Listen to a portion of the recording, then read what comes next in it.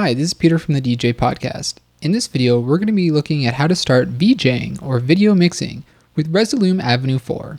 Resolume is an application designed for mixing videos and is one of the programs that's commonly used to create visuals at nightclubs and festivals. Developed in the Netherlands, Resolume is currently on version 4 and comes in two configurations, Avenue and Arena. Both configurations share a set of core features, with additional capabilities found in Arena for more advanced control of projection, lighting systems, and timecode control. Resolume is not restricted to only mixing video. You can also import still images, audio, and even generate your own motion graphics using the built-in effects. In many ways, Resolume shares the same underlying functions that you would find in a DJ software, like Traktor Pro 2 or Cross DJ. Mixer controls feature faders for individual layers, as well as a crossfader. Software controls can be mapped to MIDI controllers, video clips can be synced to Resolume's internal master clock or an external MIDI input. You can even use audio to animate effect parameters. Both Resolume Avenue and Arena are available exclusively at resolume.com. Pricing for Resolume Avenue starts at €2.99 in euros and Avenue at €6.99 in euros. Don't let the high price turn you away, as the software is available to download for free. Unlike the trial version of some software applications, the demo version of Resolume is fully featured. There are only two limitations to using the software without purchasing it. The first is a Resolume logo watermark that sits on top of the video output. You wouldn't want to show this on a large LED wall behind a DJ booth, but if you're using this for professional gigs, you should just buy a license anyways. The second limitation is a robotic voice that says, "Resolume Avenue 4." This is only a concern if you intend to mix both video and audio in the software, and is irrelevant if you just want to mix videos. The Resolume Avenue 4 software interface may seem complicated, but it's actually quite simple. You can divide it into 5 distinct sections, and we're going to be looking at them one by one. So let's start off with the browser section, which you can see in the bottom right-hand corner of the software. There are 4 different tabs for choosing different things to browse through, and we're going to go over each of them. The first is a file browser, which presents your files on your computer in a tree-type view. You can just navigate into these different folders and find the particular folder on your computer that has all of your media files. You can just drag and drop the media files from the browser into the clip launcher, or you can actually just drag and drop files from the Finder on a Mac or the Explorer on Windows directly into the clip launcher, which we'll be talking about in a little bit later. The next tab we have is Compositions, and this is essentially where all of your projects are going to be stored. Now, when you install Resolume, there will be an example composition, and you can see this one is called Example. It lists the number of decks that are in that particular composition. It also lists the resolution setting. Now, of course, you can go ahead and twirl down the different decks, and you can use these decks in other compositions if you like. This is really just a holding place for all of your different compositions, also known as projects, and it will just keep everything nice and tidy. The next tab here is for effects. Now, this is broken down into 2 separate categories. The video effects use FFGL plugins, and the audio effects use VST plugins. Now, with the video effects, you're going to see the different effects here, and you can twirl down the different presets if an effect has a preset already. Not all of the effects in Resolume come with presets, but of course you can create your own presets and they would show up there. The effect presets are really great for getting sort of a sense of how the effect works and what you can do with it. And we'll be talking about effects more later on. And again, these are the video ones, so if we want to go see the audio effects, we can simply click on the audio tab, and this will show the different audio effects we have available. And of course, if you want, you can add your own video or audio effects into the program and they would show up here. Finally, we have Sources, which is sort of another media browser, but this time it's media that aren't based in files. So for example, if you have a camera connected, or if you have different kinds of effects generators, they would be on this tab. So just to the left of the browser, we have the composition, layer, and clip properties. The properties section contains the settings for each clip and layer in the composition, as well as the composition as a whole. There are a default set of properties that are automatically assigned to each composition element, including but not limited to position, rotation, and opacity. This section is where you'll be controlling all of the effects and generated graphics that you use in your video mixes. On the left-hand side of the bottom row of controls, we have the output monitors. These are the 2 displays that will aid you in your video mixes. The top one, labeled Output Monitor, is what is being displayed to your external display. You can think of this as the master output on a DJ mixer. The bottom is a Preview Monitor, and you can click on the name of any item in the clip launcher to view it in this monitor before mixing it. You can kind of think of this as the cue function on a DJ mixer. You'll notice that much of the top section of the interface is dedicated to the clip launcher. The clip launcher serves two purposes. The first is to hold all of the media that you wish to use during your mix. The second is to actually trigger those clips to play. The position of clips in the clip launcher is very important. Clips on the same horizontal axis will be displayed in the same layer, and clips on the same vertical axis will be stored in the same column. You can trigger all of the clips in a column by clicking on the column name above the top layer of clips.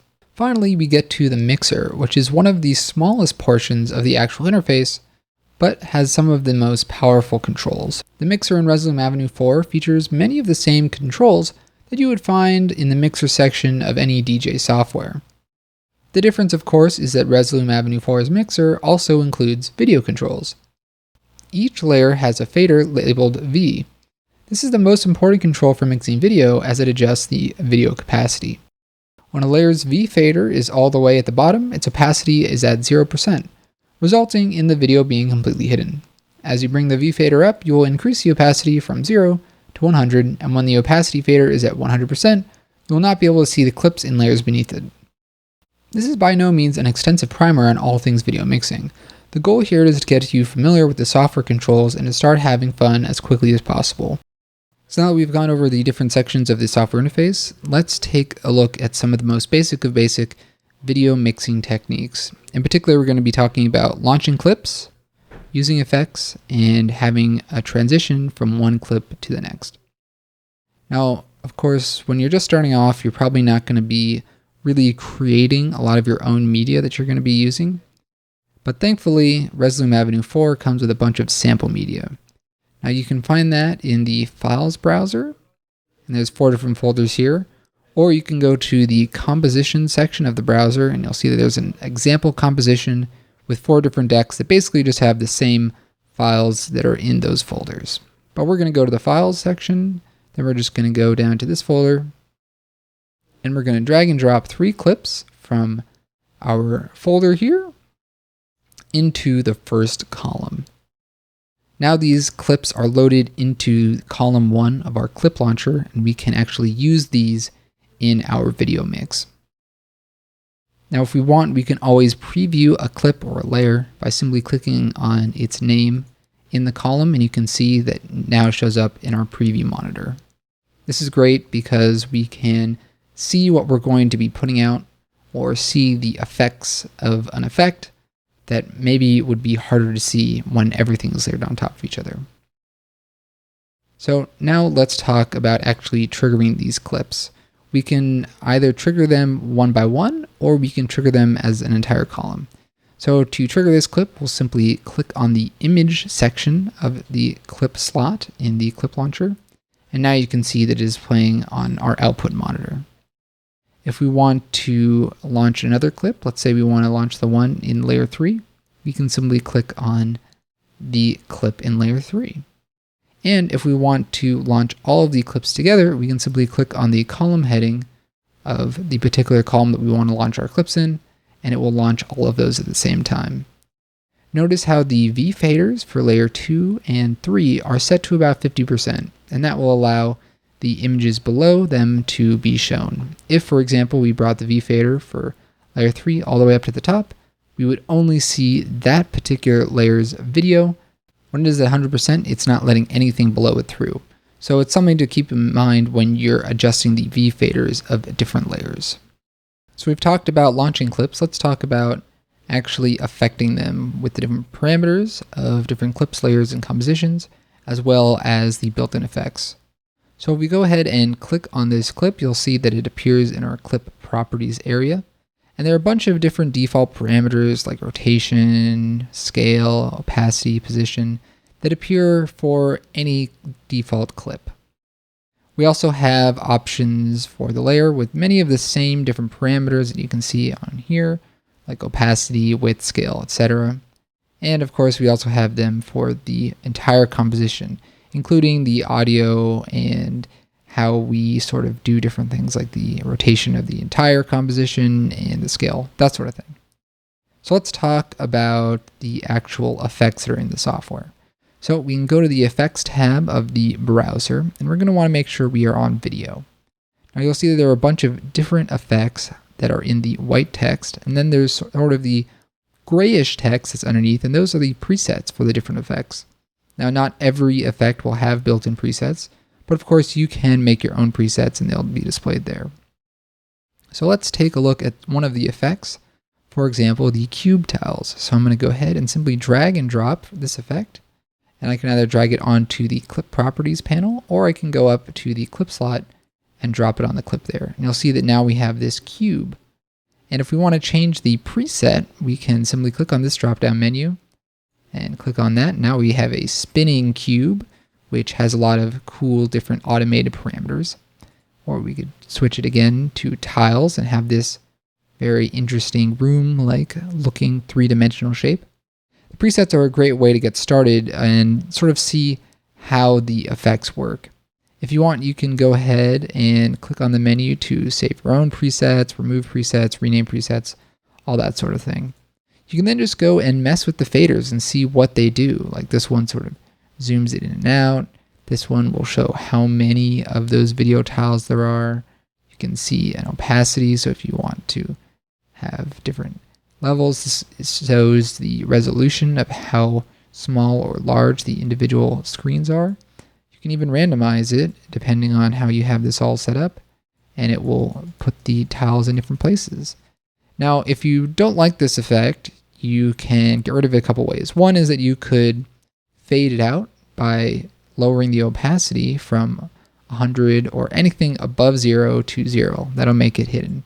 But that still has the effect on the particular clip or layer, or even the composition. So if you want to mute the effect, you can use this button which says B, and that's for bypass. It's really just sort of like a mute button. You can turn the effect on and off quite rapidly. If you want to remove the effect entirely, you can simply click the X button to remove the effect. Now, so far all we've done is put effects onto clips, but again, you can also put it onto the layer or the composition.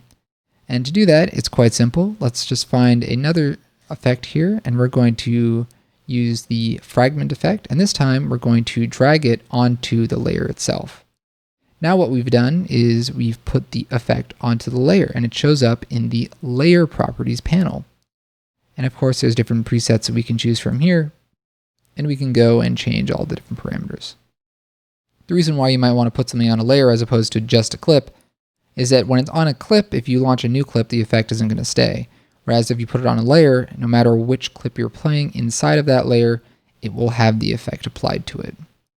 And we can take that one step further. So we're going to go ahead and remove the effect from the layer. And this time we're going to use the flip effect with the Ace of Spades preset. And we're going to drop it on this top section up here, which will put it onto the composition. So now if we go ahead and add a new clip on, say, layer 2 and launch that, you'll see that we have these two clips that are playing with each other, but the flipping effect is overarching because it's on the very top layer and it's affecting everything underneath it in the entire composition. So now let's talk a little bit about transitions. And we're just going to go ahead and remove that effect because that's pretty crazy. So we've shown how you can have the different opacities of the different clips, whereas right now they're shown above each other. But let's say we only had this one clip, right? We just have this one clip and we wanted to fade it from that to a new clip. Well, we could put a clip on another layer and then use the V faders, but that's not really what we want. We want to transition from one to the next. Thankfully, there are a bunch of built-in transitions in Resolume Avenue 4 that are really awesome, and it's really simple to use them. So you can click on this button here, and there's of course one for each layer, and it will open up a whole slew of transition and display modes. So we can pick something cool, maybe, like the jitterbug transition. And then what we're going to need to do is adjust the T fader. Now this doesn't actually adjust and transition from one clip to the next. So if you drag it up and you don't see any change, don't be surprised. What this does is it affects the transition time, where at the bottom it's at 0, which means if you launch another clip, it'll just instantly change there. To that new clip, there will be no transition, and all the way at the top is at 10 seconds. So it goes from 0 to 10 seconds from the bottom to the top. Now what we want is a really exaggerated transition, so we're going to leave this up at the top, and then we're just going to click on the next clip in our layer, and you'll see that it does a transition using, for example, this jitterbug, and there's a blue line that goes up to show you the progress of the transition.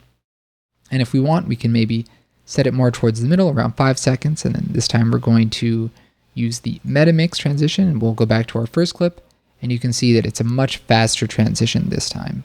So that's an overview of how you can put effects onto individual clips, individual layers, or affecting the entire composition as a whole. We also looked at how you can use transitions to go from one clip to the next. So now that we've gone over the individual pieces of everything, let's put it all together. So we're going to start by going back to our sample media.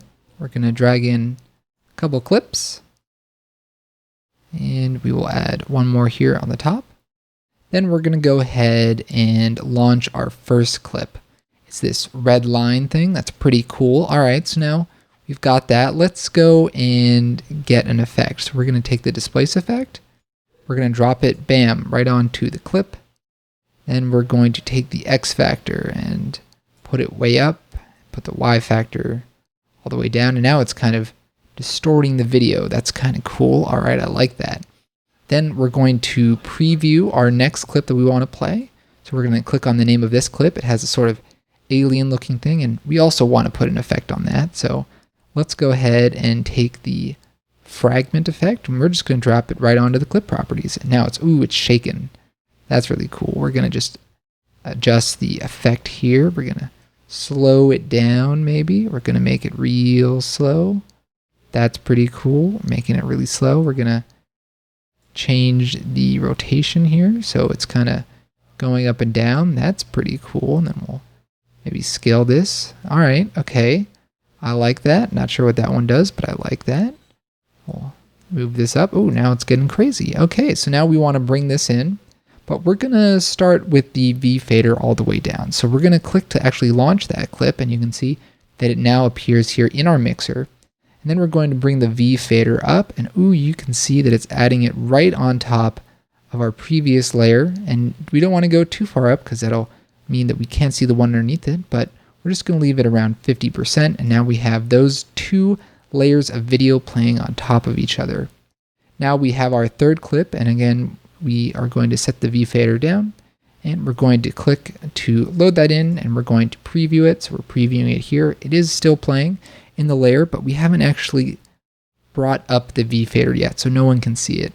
And this time we're not going to use an effect. We're just going to bring up the V fader a little bit slowly and bring it in to our video mix. And now we have all three of those layers going at the same time. That's really cool. We like this, but we need to do more. So what we're going to do is we're going to go back to our files here, and we're going to find another clip. We're going to drop it in column 2 here. We're going to drop this one in column 2 for layer 3, and we're going to drop this one over here. And then we're going to use a transition. So we want to start with this yellow thing that's fragmented, that's kind of crazy. And we're going to put it into the parts transition, and then we're going to move the T fader up to about 75%, which should be about 7 seconds long. We can then click on the next clip, and it's going to use the parts transition to go to that next clip, which is really cool. But if we want to go to something else, maybe we'll take this clip, drop it in, we'll change the transition again, and we're going to, let's say, put it on the tile transition. We want it to be pretty fast, so we're just going to lower that and then click on it, and bam, there we go with our new clip. And we've just got ourselves a little mix. We're kind of messing around with things. We have gotten some effects. We've used some transitions. And if we really want to kind of strip it all down and get rid of everything, we can always clear things out by clicking on the X button on a particular layer, so that you see it takes the video out there. Click on the X button here, it takes the video out there. And then we can do the same with columns or individual clips. We can right click and say clear, and then I'll remove it. We can just go ahead and drag and drop another video clip right on top and launch that. There's all sorts of things that we can do with this program. So that is a quick introduction to video mixing, also known as VJing, with Resolume Avenue 4. This is the first video that we've done on this particular piece of software, and I'm sure we're going to be doing more in the future. So leave a comment below and let us know what kind of things you'd like to see in future videos. Thanks for watching.